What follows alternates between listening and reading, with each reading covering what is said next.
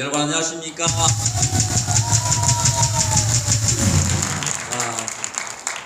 토요일날 오후에 2시 전부터 시작해서 벌써 4시간이 지났습니다. 얼마나 피곤하시고 힘드십니까? 또 반주하시는 분 사모님도 그렇고 짧게 하겠습니다. 이제 고발도 한다 그랬고 고소도 한다 그랬고 그랬는데 기본적으로 저는 핵심을 말씀드리면 이 체제에서는 법률적으로 아무 의미가 없다. 아무리 고발 고소를 하더라도 문재인은 그냥 밀고 나갈 것이다. 지금 여러분 한명숙 사건 아시죠? 9년 전에 노무현 정권 시절에 총리를 했다가 9억 원을 받은 혐의로 징역 2년형을 대법원에서 확정 판결을 받았습니다. 그런데 거기에 뇌물을 줬다고 하는 한만호라는 이 사람이 감옥에 있으면서 메모를 했어요. 나는 검찰의 회유를 받아가지고 그래서 하는 수 없이 이렇게 뇌물을 줬다라고 진술을 했다. 그런데 이걸 가지고 지금 이 한명숙 재판이 잘못됐다 이렇게 말하고 있습니다. 그런데 이 한명숙 재판을 할 때도 이 한만호의 메모는 있었습니다. 그런데 이 메모가 앞뒤가 안 맞고 논리가 맞지 않고 일방적으로 검찰을 비난하는 거여서 이게 대법원 전원이 다 보더라도 이게 문제가 없다. 그리고 유죄다 하고 나왔는데 최근에 뉴스타파와 KBS와 MBC가 이 한만호가 썼다는 비망록을 꺼내가지고 이거 봐라. 검찰이 피의자를 회유해가지고 그래서 한명숙이가 뇌물을 먹었다. 그렇게 몰아가고 있는 겁니다. 이게 무슨 말인가 하면 지금 사법적 판단이 다 끝난 것도 뒤집히려 하고 있습니다. 그러니까 지금 여기 아무리 고소 고발을 하더라도 지금 법원이 장악되어 있고 그죠? 대한민국의 가장 핵심인 민주주의의 기본인 선거를 부정으로 하는 이 집단에게 우리가 법률적으로 대응한다고 되겠습니까? 지금부터는 오로지 싸움, 투쟁밖에 없습니다. 반드시 싸워야 합니다. 죽기를 각오하고 싸워야 합니다. 여러분, 그러면서 KBS 기자가 어제 9시 뉴스에 어떻게 보도를 했냐면 감옥에 가 있는 사람을 찾아가서 취재를 한 겁니다. 원래 감옥에 가 있는 사람은 취재하면 안 됩니다. 부정선거에 대해서는 전혀 취재하지도 않고 윤미향의 사건에 대해서는 일체 보도도 하지 않던 이런 언론들이 감옥까지 찾아가서 한명숙이가 아니다 하는 사람 이야기를 한다고. 거기에 감옥에 가 있는 사람이 지금 그런 유리한 진술을 하면 다음에 풀려날 가능성도 많고 하니까 그래 하지 않겠습니까? 이렇게 법을 함부로 굳게 법을 적용을 해서 지금 윤석열을 그 사건으로 인해서 집어넣으려 하고 거꾸로 한명숙을 풀어줘서 지금 사법 개혁을 한다 하는 사람들이 지금 모이는 곳이 이 정권입니다. 그래서 기본적으로 법과 제도로 가지고 문재인 정권이 어떻게 심판하자. 이번 부정선거가 의혹이 나왔으니까 개표하면 되겠지.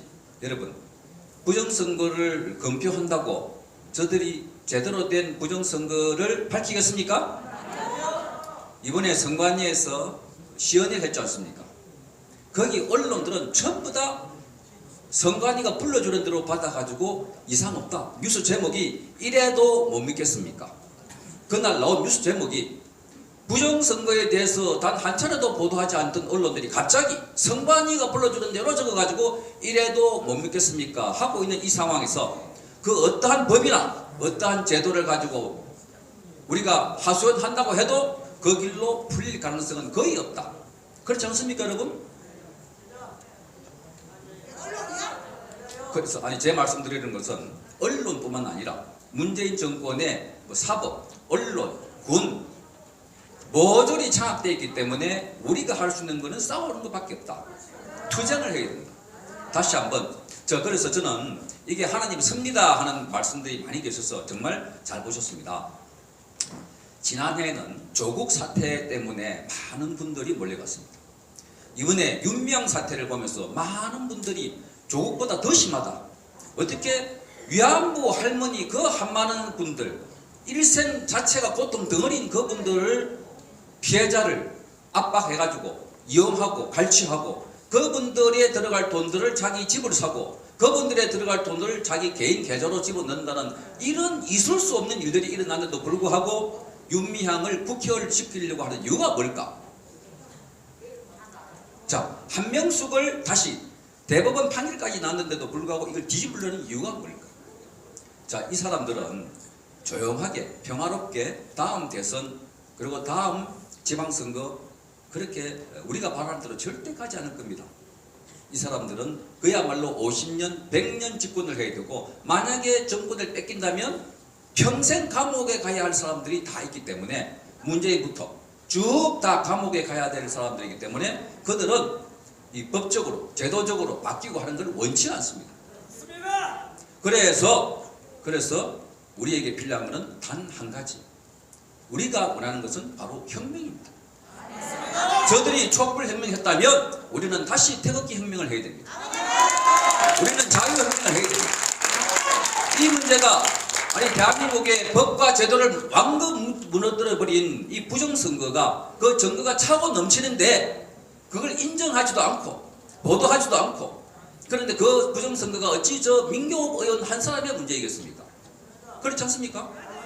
오늘 제가 오면서 기사를 보니까 어느 선거구에 사전선거를 할 때 비닐봉지를 나눠주는 사람이 이틀 동안 70개를 나눠줬는데 7,000개를 나눠줬는데 투표한 용지를 보니까 18,210개라고 합니다. 여러분, 자 7,000명이 투표를 했는데 개수는 18,210개. 그것뿐입니까? 서울, 경기, 인천 63대 36 등등 해서 이게 차고 넘치는 증거가 있는데 국민들이 침묵하고 야당이 입을 다물고 있는 이 상황이 깨어져야만 우리가 이길 수 있는 것입니다. 그래서 지금부터 싸움은 우리 내부의 싸움입니다. 야당과의 싸움이고 침묵하고 있는 국민들을 깨우는 싸움입니다.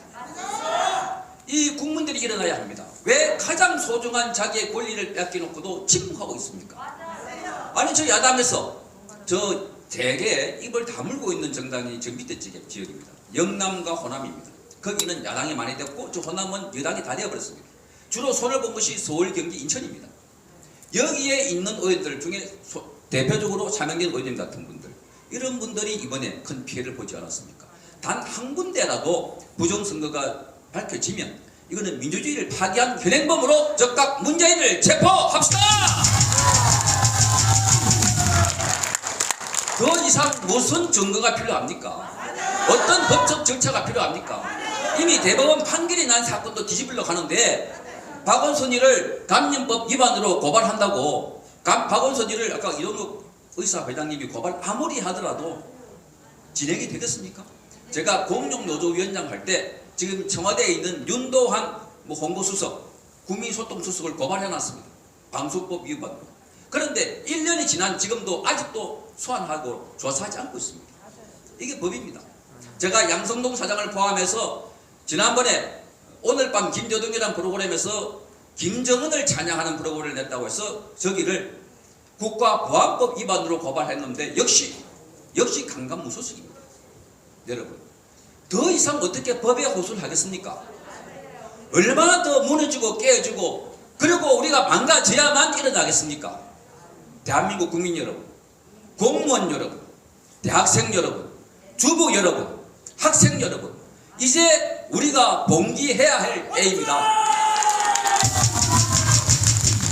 60년 전의 부정선거는 눈에 보이는 부정선거였습니다.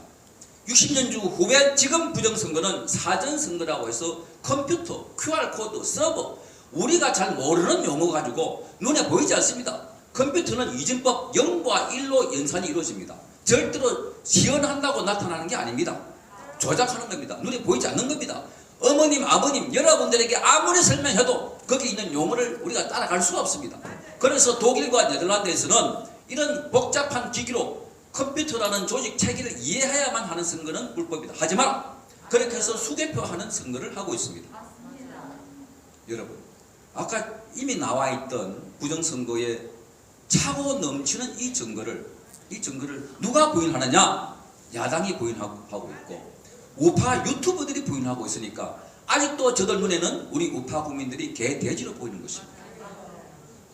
여러분, 제가 왜 이게 하나님의 섭리라고 이렇게 말씀드리려고 하면 어떻게 보면 문재인의 이 폭정은 조국, 윤미향 그리고 한명수 이 사람들이 하나님 쓰고 있는 겁니다. 생각해 보십시오. 조국이 나왔기 때문에 지난해 10월 혁명이 가능했습니다. 물론 성공하지는 못했지만 조국은 낙마시켰습니다. 윤미향이라고 하는 이런 정말 우리가 듣도 보지 못했고 상상도 못하는 이런 일을 하는 사람들, 오히려 그 감싸주고 저 정신대 위안부 피해 할머니를 토착 외도라고 공격하고 있는 이들, 그리고 국회의원을 당선시키기 위해서 끌어안고 있는 이들, 그러니까 윤미향 사태로 인해서 우리 국민들은 다시 한 번 더 일어나게 될 것입니다. 이것이 하나님이 쓰고 있는 증거입니다. 마지막으로 한명숙이가 대법원에서 무죄 확정 판결을 받은 상황을 뒤집고 나온다면 이제 저 초등학생도 나올 것입니다. 그렇지 않겠습니까? 부정선거 포함해서. 그래서 이번 싸움은 시간이 걸리는, 우리가 한 번도 경험해 보지 못하는 정말 이상한 싸움이다. 기운이 얼마나 빠졌길래 왜 우파에서 이 눈에 보이는 증거를 가지고 아니다 하고, 여기 싸우는 사람 보고 거구라 매도하고, 저기에 세월호 진실을 말하는 사람 보고 막말이라고 이야기하는, 정말 낮과 밤이 바뀌고, 그죠? 진실과 거짓이 바뀌고 빛과 어둠이 바뀌어버린 이 상황들은 하나님이 고쳐주실 것입니다. 이걸 다 쓰고 계신다니까요. 그래서 윤미향이가 국회의원 배지 달고 이제 장모들 나와라 하고 고함 지르고, 한명식이가 무죄되고, 그리고 윤석열이가 어떻게 된다 할 때 대한민국에는 이제 그동안 움츠려 있던 기운이 새로 솟아나고 저항의식이 나와서 이제 우리 국민 모두가 일어나서 이 혁명을 해야 합니다. 제도적으로 법적으로 할 수 없습니다. 싸웁시다 여러분. 제발 싸웁시다 여러분. 반드시 싸워서 이길 수 있습니다. 감사합니다.